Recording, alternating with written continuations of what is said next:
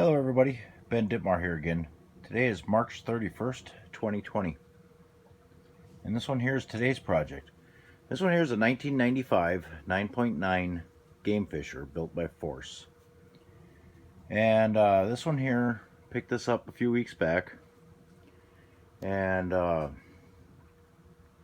anyway, the story I had gotten with it is that they took it into a professional shop, had it serviced, spent over $500 on it. They took it out to run it, motor quit, couldn't get it started again, and they gave up on it. So anyway, I went through it here today, and what I found is the last technician that worked on it, whoever worked on it, should have had their tools taken away, and they should have to stand in the corner. They put so much RTV or silicone in this motor that they had plugged up the carburetor. A chunk of the RTV, where they mounted the carburetor with RTV, and a chunk of that RTV went in there and got in the reed cage.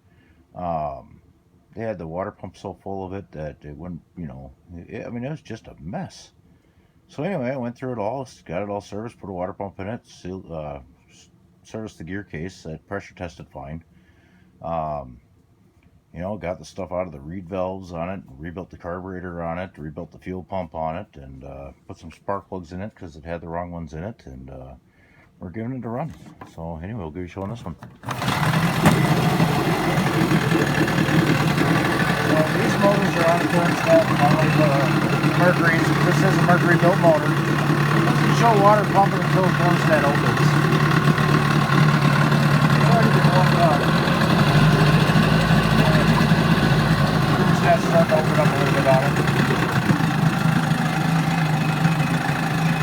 These are still an awful lot like the old Chrysler motors. Mercury did redesign the power head on it. Still shares a lot of the common parts, so